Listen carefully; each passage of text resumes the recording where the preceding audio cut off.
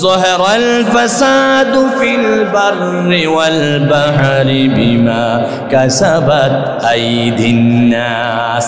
পৃথিবীতে জলস্থলে যত বিপদ হয় সবগুলো মানুষের গুনার কারণে হয়। আমার আল্লাহ বলেন ওয়ামা সাবাকুম মিন মুসিবাতিন ফাবিমা কাসাবাত আইদিকুম। তোমাদের উপরে যত বিপদ হয় মুসিবত হয় সব তোমাদের হাতের কামার কারণে হয়। তোমরা অন্যায় করেছো, অপরাধ করেছো, আমার কাছে তওবা করো নাই, আমি তোমাদেরকে বিপদ দিয়ে গুনাহগুলো ক্ষমা করাইয়া দিই। সব বিপদ গুনার কারণ হয়। কিসের কারণে? সেজন্য আল্লাহ রাব্বুল আলামিন বলেন ওয়াল্লাযীনা ইযা ফাআলু ফাহিশাতান আও যালামু আনফুসাহুম। আমার কোন বান্দা যদি গুনাহ করে অনুতপ্ত হয়ে যায়, আমার কাছে যদি অনুশোচিত হয়ে যায়, আমি রাব্বুল আলামিন সমস্ত গুনাহকে ক্ষমা করে দিয়ে বান্দাকে পবিত্র করে নেব।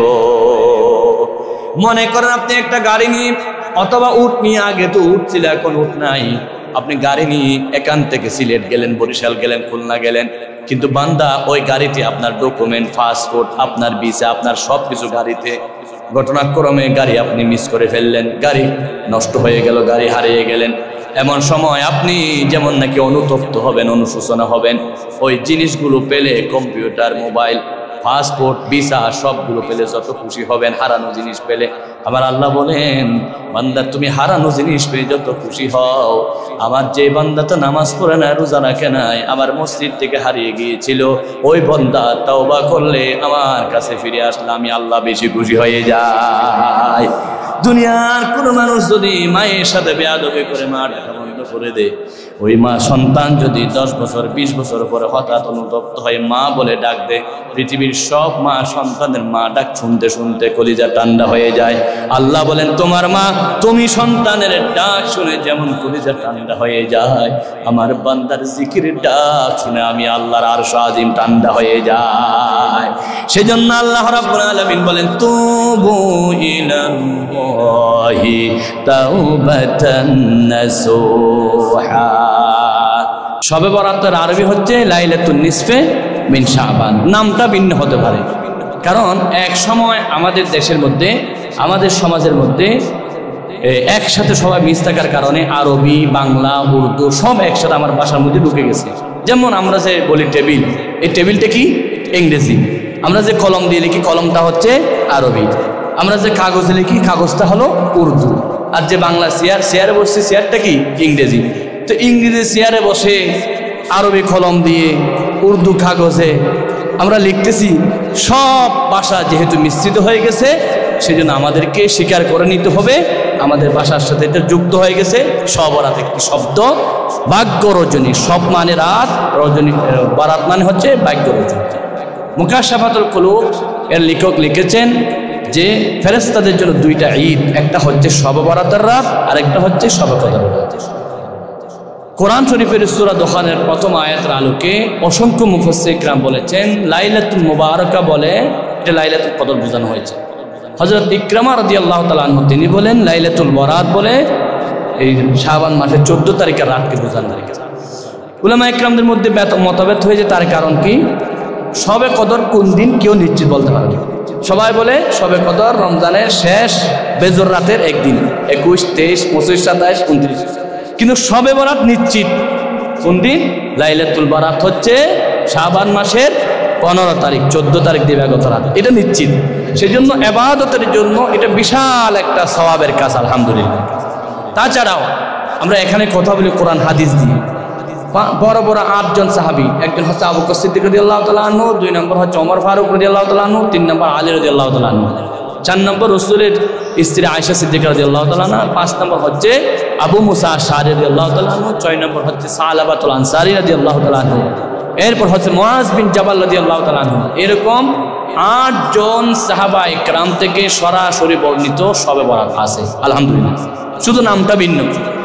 এবার আল্লাহ রসুল বলেছেন ইন্নাল্লাহা লা ইয়াত্তালিউ, আল্লাহ রাব্বুল আলামিন এই রাত যখন আসে আল্লাহ নিচের আসমানে চলে আসে, নিচের আসমানে চলে এসে বলে ফায়াগফিরু লিজামি খালকি, আল্লাহ এই রাত সবাইকে মাফ করে দেন। সুবহানাল্লাহ। বৃষ্টি নাজিল হলে প্রচন্ড বৃষ্টি যখন হয়, ক্যাটস এন্ড ডগস সব বৃষ্টিতে যেমন ময়লা পরিষ্কার হয়ে যায়, আল্লাহ রহমতের বৃষ্টি দিয়ে আজকে রাতে হাজার হাজার বান্দার গুনাহ পরিষ্কার করে ফেলে। বলেন সুবহানাল্লাহ। এই রাতটা আমরা কিভাবে কাটাবো? আল্লাহর হাবিব বলেছেন শবে বরাত পায়ে গেলে 5টি কাজ তোমরা করো। 1 নম্বর কাজ হলো অতীত জীবনের জন্য তওবা করো। জীবনে যত ভুল করেছি মুনিবরে ক্ষমা চাই, আগামী বছর শবে বরাত পাবো কিনা কোনো জানি না, এটা জীবনের শেষ শবে বরাত হতে পারে। আল্লাহ তুমি আমাকে মাফ করে দাও। ফরজ নামাজের আগে যেমন সুন্নত পড়া হয়, রমজানের আগেও আল্লাহ শবে বরাতকে সুন্নত হিসাবে ইবাদতের জন্য প্রস্তুতি করার সুযোগ করে দিয়েছেন। সুবহানাল্লাহ। নবীজি বলেছেন আমার উম্মতরা তোমরা যখন এই রাত পেয়ে যাও আল্লাহর কাছে তাওবা করো। আত-তাইবু মিনাজ যামবি কামান লা যামবা লা। এই রাতের মধ্যে যারা তাওবা করে অতীত জীবনের সমস্ত গুনাহগুলো ক্ষমা করে দেয় আল্লাহ রাব্বুল আলামিন। আমল নামা যাদের দাগ হয়ে গেছে, কালো কালো হয়ে গেছে, চোখের পানি ফেলার সাথে সাথে আমার আল্লাহ সমস্ত আমল নামা কালোগুলো দিয়ে পরিষ্কার করে দেন। আল্লাহ রাব্বুল আলামিন বলেন ইল্লা মান তাবা ওয়া আমানা ওয়া আমিলা আমালান সালিহান ফাউলাইকা ইউবাদদিলুল্লাহু সাইয়্যাতিহিম হাসানাত। আমার কোন বান্দা যদি নিজের গুনার কথা স্বীকার করে অনুতপ্ত হয়ে যায়, আর যদি আমার কাছে তাওবা করে আমার কাছে মনটা নরম করে চোখের পানি ফেলে, আল্লাহ রাব্বুল আলামিন বলে শুধু গুনাহ ক্ষমা করব না, আমি সমস্ত গুনাহগুলো সওয়াব দিয়ে পূর্ণ করে দেব। বলেন সুবহানাল্লাহ। ইউবাদদিলুল্লাহু সাইয়্যাতিহিম হাসানাত। সমস্ত গুনাহকে আল্লাহ পরিবর্তন করে দিয়ে সওয়াব দিবেন। এখানে কি এমন কেউ আছে যে বুকে হাত দিয়ে বলতে পারবো কোনো গুনাহ করি নাই? এমন কেউ আছে? আমাদের সবচেয়ে বড় সমস্যা হলো গুনাহ। এই গুনাহর কারণে আমাদের বিপদ হয়, গুনাহর কারণে মুসিবত হয়। আল্লাহ রাব্বুল আলামিন বলেন যাহারাল ফাসাদু ফিল বাররি ওয়াল বাহরি বিমা কাসাবাত আইদিন নাস। পৃথিবীতে জলস্থলে যত বিপদ হয় সবগুলো মানুষের গুনাহর কারণে হয়। আমার আল্লাহ বলেন ওয়ামা সাবাকুম মিন মুসিবাতিন ফাবিমা কাসাবাত আইদিকুম। তোমাদের উপরে যত বিপদ হয় মুসিবত হয় সব তোমাদের হাতের কামার কারণে হয়। তোমরা অন্যায় করেছো, অপরাধ করেছো, আমার কাছে তওবা করো নাই, আমি তোমাদেরকে বিপদ দিয়ে গুনাহগুলো ক্ষমা করাইয়া দিই। সব বিপদ গুনাহর কারণ হয়। কিসের কারণে?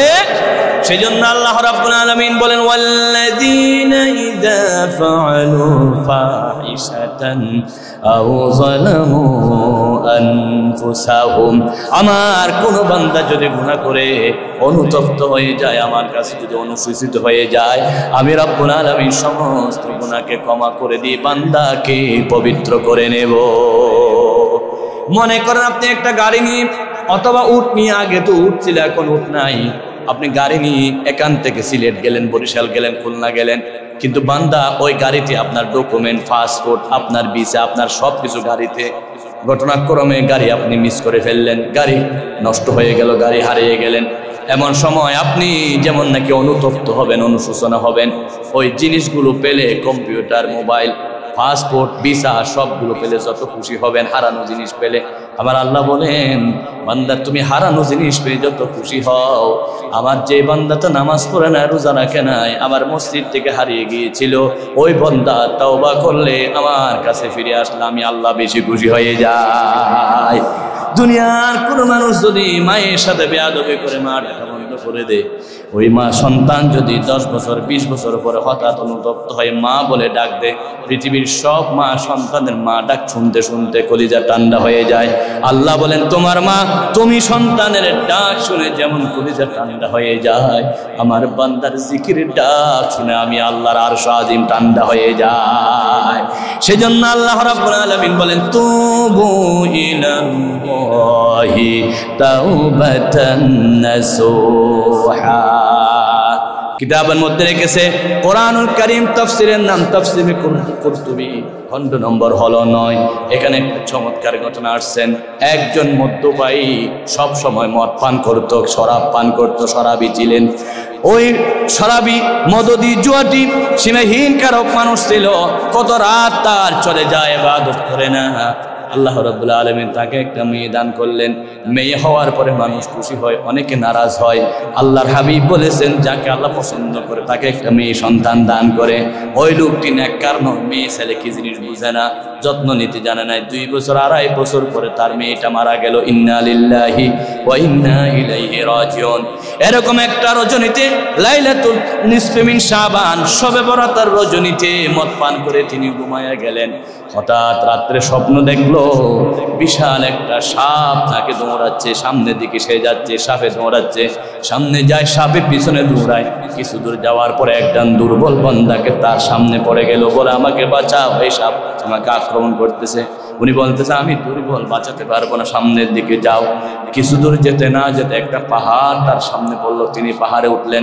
পাহাড়ের অপর প্রান্তে দাউ দাউ করা জ্বলন্ত আগুন। তিনি মনে করলেন সামনে গেলে আগুনে পুড়বো, পিছনে গেলে সাপে খাইবে, যাবো কই? পাহাড়ের এক কিনারা দিয়ে তিনি হাঁটতে লাগলেন। যেতে যেতে কিছু দূরে যেতে না যেতে একটা বিশাল বাড়ি দেখলেন। সেই বাড়ির সামনে গিয়ে ডাক দিলেন, কে আসো, আমাকে বাঁচাও, আমি বিপদে পড়েছি। হঠাৎ ওই বাড়ি থেকে কিছু সন্তানরা বের হলো। সেখান থেকে তার 2.5 বছরের যেই মেয়েটা দুনিয়া থেকে মারা গিয়েছিল, সেই মেয়েটা চিৎকার মেরে বলে, আব্বু আমি হাজির। আল্লাহু আকবার। আল্লাহর হাবিব বলেছেন, তোমরা যারা সন্তান হারিয়েছ, ছেলে হোক মেয়ে হোক, অল্প বয়সে সন্তান হারিয়ে গেলে সবর করো, কিয়ামতের দিন এটা তোমাদের জন্য নাজাতের উসিলা হবে। সেজন্য কোনো বয়স্ক মানুষ যদি মারা যায়, আমরা দোয়া করি, আল্লাহুম্মা গফির লিহাইয়িনা ওয়া মাইয়িতিনা ওয়া শাহিদিনা, জানাজার দোয়া। কিন্তু ছেলে যদি মারা যায়, দোয়া ভিন্ন, আল্লাহুম্মা জাআলহু লানা ফারাদা ওয়া জাআলহু লানা আজরা ওয়া জাআলহু লানা যুফরা ওয়া জাআলহু লানা শাফিয়া ওয়া মুশাফফা।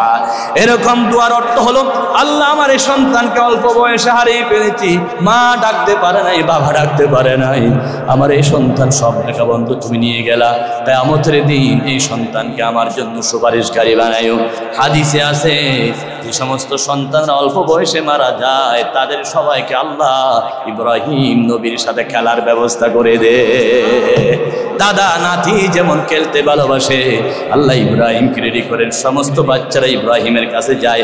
কিয়ামতের দিন ওই বাচ্চাগুলো জান্নাতের উপরে উঠে আল্লাহকে বলবেন, আল্লাহ তুমি না বলেছো জান্নাতে যা চাইবা তা দিবা, আজকে আমি জান্নাতে চাই। যে মা আমাকে 10 মাস গর্ভধারণ করেছিল রে, যেই বাবা আমার জন্য জীবন বিলীন করেছে, রাত বুঝে নাই, দিন বুঝে নাই, আমিও মা ডাকতে পারি নাই, মাও আমাকে খুলে নিয়ে আদর করতে পারে নাই, আমি আজকে জান্নাতে যাব না, ওই মাকে আমাকে দিতে হবে, যেই মা আমাকে পেটে রেখেছিল, যেই মা আমাকে 10 মাস 2 বছর 2.5 বছর দুধ পান করেছিল। আমার মা ছাড়া আমি জান্নাতে যাব না, আমার বাপ ছাড়া আমি জান্নাতে যাব না। নবীজির হাদিস, ছোট্ট ছেলে মেয়ে তো আল্লাহ কবুল করে, ওই ছেলে মেয়েদের উসিলায় আল্লাহ রাব্বুল আলামিন মা বাপকে জান্নাতি বানায়া দিবে। আমার নবী বলেন, তোমরা ছেলে মেয়ে হারাই আফসোস করিও না, আমি রাসূল 4টা ছেলে হারিয়ে ফেলেছি, 1টা 2টা নয়। যেদিন আমার নবীর ছেলে মারা গেল, সেদিন সূর্য পর্যন্ত গ্রহণ হয়েছিল, নবীজি কাঁদতে কাঁদতে অস্থির। আল্লাহর হাবিব বলেন, যারা ছেলে হারায় তারা আমার নবীর মতো বড় সওয়াবের মালিক হয়ে যাবে। সেজন্য আমাদের যাদের সন্তান চলে গেল, ওই সন্তানগুলো আমাদের জন্য নাজাতের উসিলা হবে। এবার মেয়ে বলে, আব্বু তুমি এখানে কেমনে আসলা? বাবা বলল, আমি রাত্রে মদ পান করে ঘুমায় গেছি, স্বপ্ন দেখলাম এই বিশাল সাপ আমাকে দাওয়া করতেছে, সাপ দাঁড়িয়ে আছে। মেয়ের কোলে যখন গেল, সাপ আর আক্রমণ করে না, সাপ দিয়ে আমাকে দাওয়া করতেছে। মেয়ে বলতেছে, আব্বু ওই সাপ হলো তোমার গুনাহ, তুমি যে ঠিকভাবে নামাজ পড়ো নাই, তোমার জন্য আল্লাহ সাপ রেডি করেছে।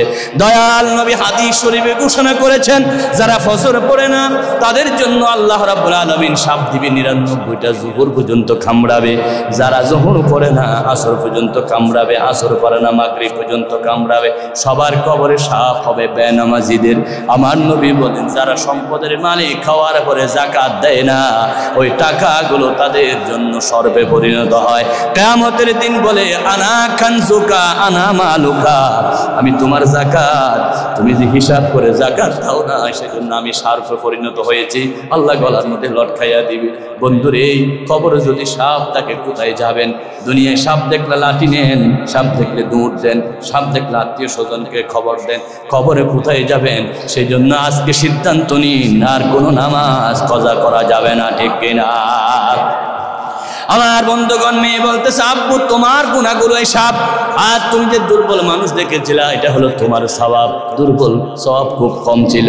তুমি যে সামনের দিকে গেলা সামনে হলো জাহান্নাম, তুমি আরেকটু গেলে জাহান্নামে পড়ে যেতা। আল্লাহ তোমাকে একবার সুযোগ দিয়েছে তওবা করার জন্য। ও আমার আব্বু আজকে তওবা করো, জীবন আর মদ ধরবে না, জীবন আর নামাজ ছাড়বে না। আর ঘুম ভেঙে গেল, সাথে সাথে গোসল করে এমন ভাবে চোখের পানি ফেলে তওবা করলেন, আল্লাহ রাব্বুল আলামিন তার তওবা কবুল করে তাকে জগৎ বিখ্যাত ওলি বানায়া দিলে। তিনি ওলি হয়ে গেলেন, তার নাম হচ্ছে মালিক বিন দিনার রহমতুল্লাহ আলাইহি। এই লাইলাতুন নিসফি মিন শাবান, সবার রাতে তওবার রাত। সেজন্য আজকে তওবার রাত। ইলাহি তুবিতু মিন কুল্লিল মাআসি বাইখলাসার রিজাল লিল খালাসি আগিসনি ইয়া গিহাসাল মুস্তাগীসিন বিফদলিকা ইয়াওমা ইউখাযু বিন নওয়াসি। শবে বরাত পাওয়া গেলে 1 নাম্বার তওবা করা দরকার, 2 নাম্বার ইস্তেগফার করতে হবে, 3 নাম্বার আল্লাহর হাবিব বলেছেন শবে বরাতের দিন সবার দোয়া কবুল হবে, যেই সন্তানের উপর মা বাপ নারাজ তার কোনো দোয়া কবুল হবে না। হাদিসের মধ্যে আছে আকুল ওয়ালিদাইন, মা বাপ যার উপর নারাজ তার কোনো শবে বরাত নয়, তার কোনো আমার বন্ধুগণ কিছু নাই। হয়তো আপনাদের এখানে আমি 2 বছর থেকে 2 বছরের কত শবে-বরাত পেয়েছিলাম। আজকে শবে-বরাত আমি আগে যত মসজিদে দোয়া করতাম, আগে জুমার দিন বলতাম শবে-বরাতে আসার আগে মায়ের পায়ে ধরে আসবেন, মা থেকে ক্ষমা চেয়ে আসবেন। হাজারো ইবাদত করলেও কবুল হবে না যদি মা বাপ নারাজ থাকে। আল্লাহর হাবিব দুনিয়া থেকে যাওয়ার পরে ইতিহাস আপনারা জানেন, রাসূলুল্লাহর জুব্বা মুবারকটা একজন সাহাবীকে ডাকলেন, ও আমার সাহাবী আমার জুব্বাটা করণ শহরের ওয়াইস কলোনিকে দিয়ে আসবা। সাহাবীরা আশ্চর্য হয়ে গেলেন, নবীর পাশে তো আমরা ছিলাম, জিহাদ আমরা করেছি, রাসূলুল্লাহকে মহব্বত আমরা করেছি, জুব্বাটা আমরা পাই না। রাসূলুল্লাহ জুব্বা দিচ্ছেন করণ শহরের আরেকজনকে, কিন্তু নবীর কথা মতো জুব্বা নিয়ে গেলেন। যাওয়ার পরে এলাকাবাসীকে বললেন তোমাদের এখানে ওয়াইস কলোনি আছে নাকি, লোকেরা চিনে না। খোঁজখবর নিজে নিজে তার কাছে গিয়ে বলতেছে আল্লাহর রাসূল তোমার জন্যই জুব্বা মুবারক পাঠিয়েছে। হযরত ওয়াইস কলোনি বললেন একটু অপেক্ষা করো, আমি একটু 2 রাকাত নামাজ পড়ে আল্লাহকে সিজদা দিয়ে আমার মুরিবকে আমি শুকরিয়া জানাই, আমার নবী কেমনে আমার জন্য জুব্বা পাঠালো। সাহাবারা বলেন জুব্বার মালিক ছিলাম আমরা, সহযোগিতা করেছি আমরা, কিন্তু রাসূল তোমাকে কেন পাঠিয়েছে হাকিকতটা বলো। ওয়াইস কলোনি বলেন আমার 1 নাম্বার হাকিকত, আমার একটা বুড়ি মা আছে, আমার মাকে ছেড়ে আমি কোথাও যেতাম না। আমার বারবার হজে যাওয়ার ইচ্ছা ছিল, আমি যদি রাসূলুল্লাহর রওজা শরীফে যেতাম, মদিনা যেতাম, আমার নবীর সাথে দেখা হতো। আমার মাকে বললাম মা অনুমতি দাও, মা একবার হলো রাসূলুল্লাহকে দেখে আসি, নবীর চেহারা দেখলে জাহান্নামের আগুন হারাম হয়ে যাবে। আমার মা বলল বাবারে নবীর চেহারা দেখবি, আমি মারা যাওয়ার পরে আমি থাকতে তোকে কোথাও যেতে দেব না। আমি শুধু আমার মায়ের কদম ধরেছিলাম, আমার মা অনুমতি দেয় না, আমি যাই নাই, আমি নবীর কাছে যাই নাই, কিন্তু আমার মায়ের দোয়ার বদৌলতে নবীর জুব্বা আমার কাছে চলে আসছে। আল্লাহু আকবার, মা বাপ এত বড় জিনিস। সেজন্য রাসূল বলেন হুমা জান্নাতুকা ওয়া নারুকা, তারা হচ্ছে তোমার মা, তোমার জন্য জান্নাত, তোমার জন্য জাহান্নাম। শবে-বরাত পেলে আগে মায়ের কাছে যাবেন, যাদের মা বাপ বেঁচে আছে ক্ষমা চাইবেন। আমি ওয়াজটা করার আগে আমি সবসময় আগে শবে-বরাতের দিন হলো আগে হলো আমি আমার মায়ের কবরে জিয়ারত করে আসি। যাদের মা বাপ বেঁচে নাই তারা জিয়ারত করবেন, যেখান থেকে পারেন সেখানে পারেন, যাতে আল্লাহ যদি রাজি হয়, মা বাপ যদি রাজি হয়, আল্লাহ রাজি হয়ে যান।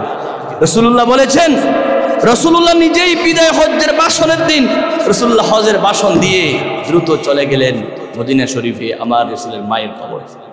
আল্লাহর নবী কাঁদতেছেন, সাহাবা একরাম কাঁদতেছেন, রাসূলুল্লাহ তোমরা কেন কাঁদো? সাহাবীরা বল হুজুর আপনার চোখের পানি থেকে আমরা কি সহ্য করতে পারি? রাসূলুল্লাহ বলুন আমার মা 6 বছর বয়সে মারা গেল, আমি মা ডাকতে পারি নাই, আমি যখনই হাত তুলি আমি আমার আম্মা জান আমানার কথা মনে পড়ে যায়, 6 মাস আগে আমার আব্বা মারা গিয়েছিল, আমার আব্বা আমাকে কষ্ট করে পালন করেছে। আল্লাহ নবী কাঁদতে কাঁদতে বেহুশের মতো হয়ে যায়, সাহাবারা কাঁদে। রাসূলুল্লাহ যেন জানিয়ে দিলেন, কোন সন্তান মায়ের কবরে গেলে, বাবার কবরে গেলে মা বাপ খুশি হয়ে যায়। আল্লাহ নবী বলেন, মান যারা কবর আবওয়াহি ফি কুল্লি জুমআতিন কুতিবা লাহু বাররান ওয়া বারাতুম মিনান নিফাক।